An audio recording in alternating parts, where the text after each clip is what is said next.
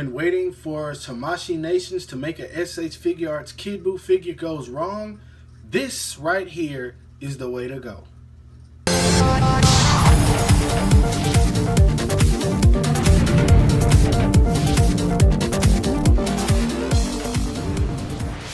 What the heck is up, you guys? Animated Heroes here, back with another action figure review, and this time it's going to be of the Figuarts Standard Bandai Kid Buu model kit. And I've got to say that this right here is definitely a phenomenal piece. Now, it does have a few issues that I do dislike about the figure, but I'll get into that in a minute. First off, let's go ahead and start with what we always start with. That being the sexy packaging, and I gotta say, it's a pretty plain packaging. The reason I say this is because it almost looks like a puzzle box, and I'll show you guys why. If you look at it, you got Dragon Ball Z right up here at the top, cool images on the top of the final piece, Funimation, all that stuff right here, Bandai. Also, if you guys have Dragon Ball Xenoverse 2, there's a code in there that can get you some TP medals. You gotta go through the Bandai website to actually get it to work. I couldn't figure it out, so if you guys know something I don't, go ahead and let me know. But some pretty cool images at the bottom of the figure, and I don't know why they display these painted. I've never understood why they display model kits painted, because it's basically saying, oh, you can put this figure together, but you're gonna have to paint it for it to look good, which kind of sucks. But anyway, on the side right here, warning, choke hazard, small pieces, plastic model kit, all that type of stuff. Another cool image of him right here on the side, nothing too special about it. And then on the back, we got absolutely nothing. And that's probably the best part of the box. Anyway, moving on to the figure, let's go ahead and talk about it. Now, first thoughts about this figure are, I gotta say, it's awesome. It really is. It looks great, and it's probably the best Kid Buu that we're gonna get for a while. That's one thing I do like about it, and the fact that everything, when it comes to building it, it works well. And it didn't take me long to build. For you guys who were wondering how long it took me to build it, I'd say probably 30 minutes at the most, but that's only because when I started I had to keep going back because I didn't quite understand the directions, but the directions do lay it out pretty well. I think I was just in a rush to get it done. So yeah, easy to build, took no time at all, especially once I got started.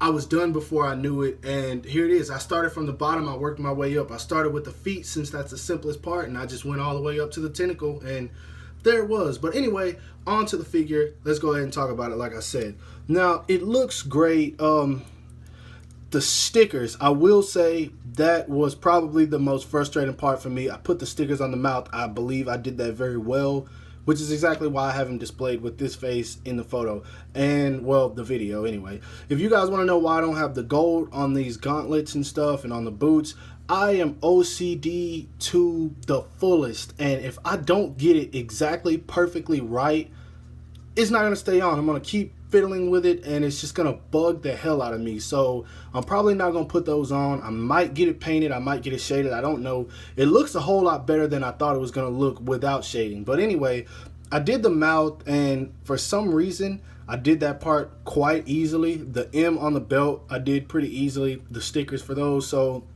yeah, if you guys are cool with putting on stickers. Oh, also these right here. I have no fingernails. My hands are beautiful. I don't care what anyone says, but I have no fingernails. So putting these in the ear was like, oh my God, what the heck. I actually ended up having to use a pen to get this one in. And I'm talking about like a writing pen, not a needle or anything like that, but a writing pen. I had to push it in there because when it went in, for some reason it decided to flip sides, so I had to pull it out with the pen after it stuck to it and then turn it around. And also another thing about the stickers, they're not that sticky, which is good and bad. And the reason I say it's good is because when you put it on wrong the first time, it'll come right off. But when you put it on right, if you touch the head in the wrong way or you touch that part in the wrong way, that's why I'm very careful taking off this face right here. It's just going to come off with it. So yeah, that's another thing to keep in mind. Anyway, let's go ahead and get to talking about the rest of this figure. Now, I know everybody and their ancestors want to know how tall this guy stands, so here's your answer.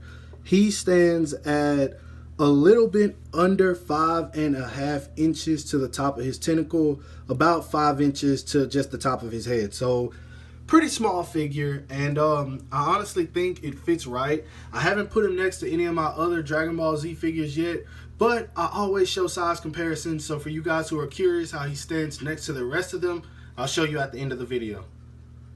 Now, articulation wise, he's pretty decent in certain areas.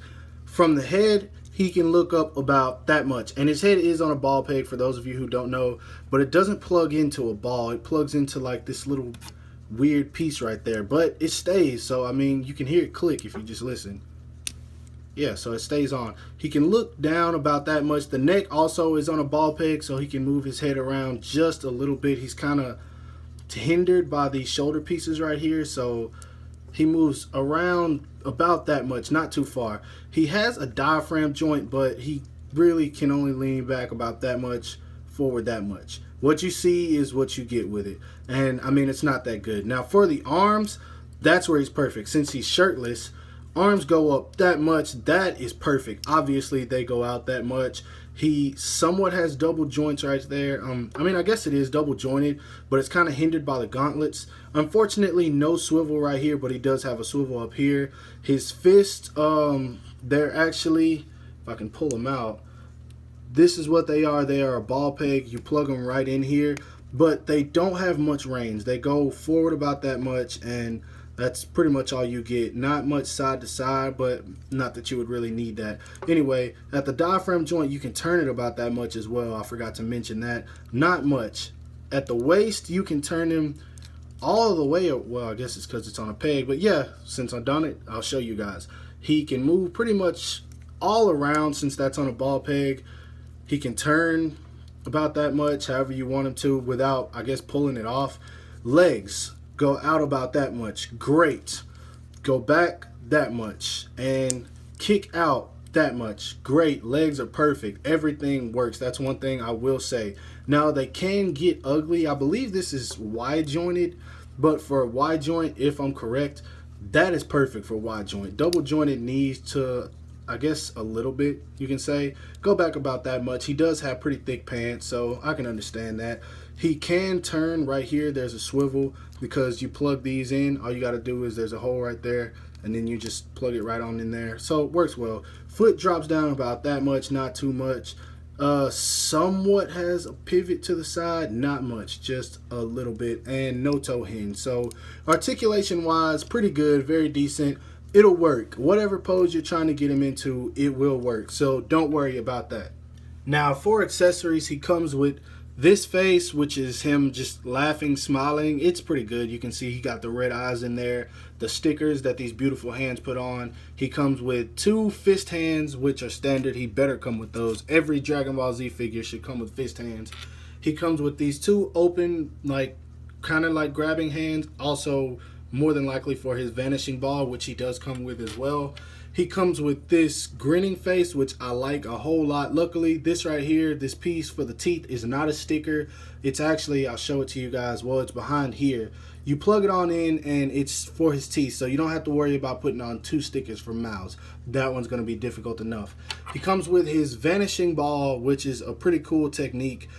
I don't know. This piece is like really plain, and it's just 2 pieces. You clamp them together. But I really like it. I don't know why. I'm probably going to display him in a whole lot of poses with this. For some reason, I really do dig it. He comes with this right here, which is just another plastic ball piece. I really don't care much for this one. Looks kind of weird. Looks like that terrible Kamehameha that Perfect Cell SH Figuarts came with, except it's just one solid color. I don't know. I just don't dig this. Anyway, he comes with this piece right here, which goes above his arm. It's for holding the vanishing ball, and I thought it was a piece missing at first, but it's not. You just, like right there where that peg is, you find the hole on this thing, and you just pretty much plug it on in there, and I'll show you guys some photos of how it goes at the end. Well, matter of fact, why not? I'll show it now. You put it right around the gauntlet. That's where it stays, and it will stay on there. It's snug. It's good. It works perfectly. I've seen some videos where it was falling off for people. I don't know if I just got the right one or some people weren't putting it on right, but it works. It works really good for me anyway.